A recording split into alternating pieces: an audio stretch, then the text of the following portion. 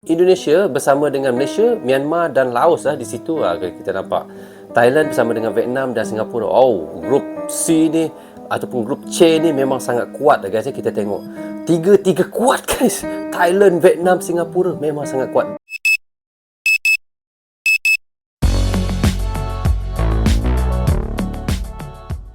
Hai guys, Assalamualaikum. Apa khabar semua? Berjumpa lagi kita di dalam Brozul Channel guys. Apa khabar anda orang Indonesia, orang Malaysia, orang Brunei, orang Singapura dan di seluruh dunia ataupun di seluruh Asia Tenggara.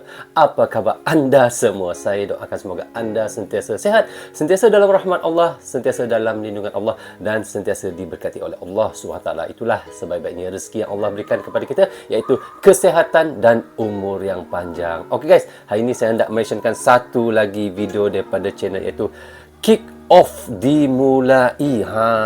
Anda boleh pergi ke channelnya, klik butang subscribe dan klik butang loceng, tanda sokongan anda juga kepada Kick Off dimulai. Subscribernya tak nampak berapa ramai guys, tetapi anda pergi ke channelnya. So guys, tajuk yang kita hendak reactionkan ataupun mahu reactionkan hari ini kepada anda semua, iaitu mulai panik fans Timnas Malaysia bicara soal Timnas U23 ataupun di bawah umur 23 Indonesia yang akan berlaga di AFF 2022 ini. So, tanpa berlengah lagi dan tanpa membuang masa, mari kita sama-sama tonton dan reaction bersama dengan saya.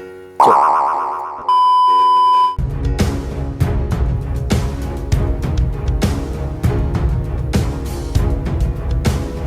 Mulai panik fan Timnas Malaysia bicara soal Timnas U23 akun media guys. sosial fans base Timnas Malaysia @harimaumalaya.my mewaspadai gebrakan Timnas Indonesia di Piala AFF U23 2022 yang dilangsungkan di Kamboja pada tanggal 14 sampai 26 Februari 2022.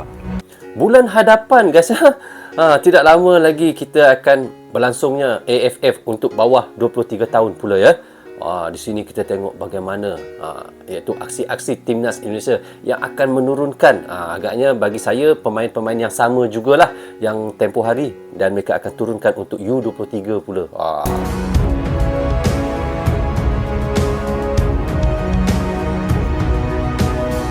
Di akun Instagramnya, mereka mengunggah 12 nama pemain Timnas Indonesia jebolan Piala AFF 2020 yang berpotensi diturunkan di Piala AFF U23 2022. Ya.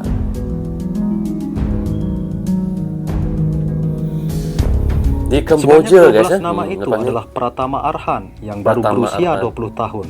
Ya, Fernando Ari 19 tahun, Rizky Ridho 20 tahun, Rahmat Irianto 22 tahun, Asnawi Mangkualam 22 tahun, Alfiandra Dewangga 19 tahun, Elkan Bagot 19 tahun, Witan Sulaiman 20 tahun, Rami Rumangkik 19 tahun, Syahrian Abimanyu 22 tahun, Egi Maulana Fikri 21 tahun, dan Hanis Sagara 22 tahun. Semua masih muda-muda guys.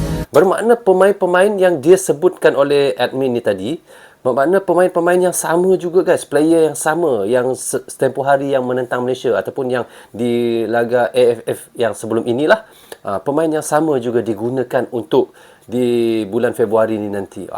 Memang orang yang sama dan senanglah kita tengok di situ, kerana pemain yang veteran dengan pemain yang bawah 23 pun sama, jadi tak mudah. Apa orang kata, bukan tak susahlah untuk mengendalikan sebab mereka sudah ada pengalaman di dalam AFF ya guys. Okey, kita tengok sebentar guys. Okey, kita tengok di Malaysia di kumpulan yang mana. Dia tak nampak Tapi kalau kita tengok di sini, Malaysia di dalam kumpulan Indonesia juga, tak silap saya lah. Kerana di situ ada Indonesia, Nepal, Kambodia. Sebenarnya ada 13 nama namun tidak disebutkan akun fansbase tersebut. Satu nama lain adalah kiper Barito Putra, Muhammad Riyandi yang berusia 21 tahun. Oh, kiper ditukar Tak gunakan kiper yang tempoh hari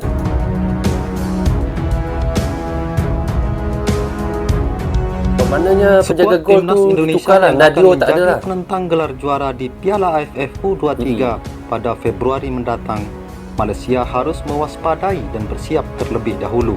Ya, Tulis akun harus tersebut waspada sambil memasang 12 nama personil Timnas Indonesia jebolan Piala AFF 2020. Betul guys, Malaysia harus belajar dengan kesilapan masa AFF tempoh hari ya. Jangan mengulangi yang sama. Itu yang kita tidak mahu berlaku ya.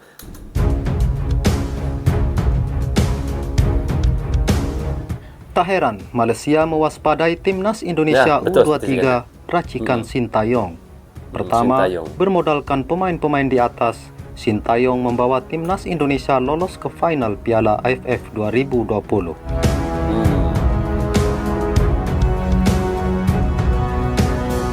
Bahkan dalam perjalanannya menuju final, timnas Indonesia sempat mengalahkan sejumlah tim-tim mapan, sebut saja Malaysia yang dihajar 4-1 dan Singapura dikalahkan dengan agregat 5-3. Wow, betul guys ya. Memang Malaysia kalah teruk waktu tu. 1-4. Kemudian timnas Malaysia U23 kebetulan satu grup dengan timnas Indonesia di Piala AFF U23 2022. Timnas Indonesia U23 tergabung di grup B bersama. Ini kita tengok guys ya. Bermakna itu yang saya katakan tadi. Indonesia bersama dengan Malaysia, Myanmar dan Laos di situ kita nampak. Thailand bersama dengan Vietnam dan Singapura. Grup C ni ataupun grup C ni memang sangat kuat guys ya. Kita tengok. Tiga kuat guys. Thailand, Vietnam, Singapura memang sangat kuat. Tetapi di grup A, kita boleh katakan bukan nak kata tim yang sangat lemah, tetapi mereka ni memang orang kata tim yang boleh dikatakan kalau Malaysia main memang selalu menang lah dengan Cambodia, Timor Leste, Filipina dengan Brunei ni. Tetapi itulah tim dia. Grup A ni agak mudah. Kalau Malaysia di grup A lagi bagus.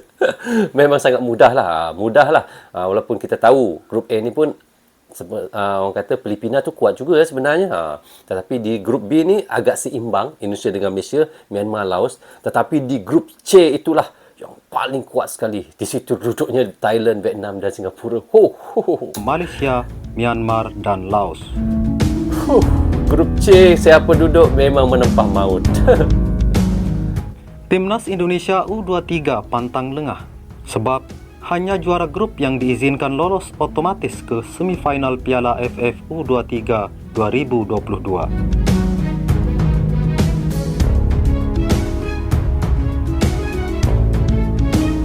Karena itu, kelar menjalani karantina selama 10 hari, Sintayong bakal langsung memimpin sesi latihan timnas Indonesia U23. Target juara praktis dibebankan PSSI kepada Sintayong. Sebab timnas Indonesia U23 datang dengan status juara bertahan. Sekedar informasi, benar. di Piala AFF U23 2019, yang keluar sebagai juara adalah Indonesia setelah menang 2-1 atas Thailand di partai puncak. Kita dah reaction tadi daripada iaitu kick off dimulai.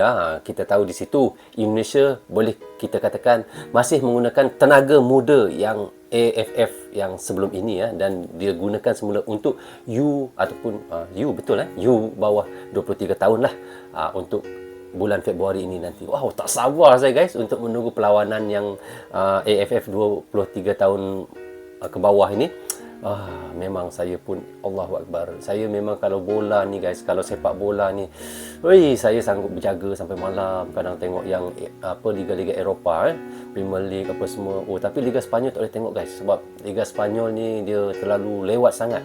Kadang sampai 3 pagi, 4 pagi. Tapi kalau macam Premier League boleh tengok lagi sebab dia masih awal pukul 11 malam, pukul 12 malam boleh kita tonton lagi.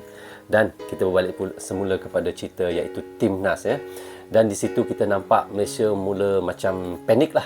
Kerana apa? Walaupun saya orang Malaysia, saya tahu sebelum ini Malaysia pernah dikalahkan oleh Indonesia dengan 1-4. Memang agak memalukan dan kita tahu di situ di mana kelemahan Malaysia memang sangat nampak. Walaupun saya ni bukanlah seorang pemain bola sepak yang pakar ataupun bukan seorang pemain bola sepak yang baik ataupun tak pandai pun bermain bola sepak. Tetapi bagi saya agak memalukan jika dikalahkan dengan sangat teruk. Kalau kalah 2-1, 1-0 tak apa guys. 1-4 guys, banyak tu. Kan?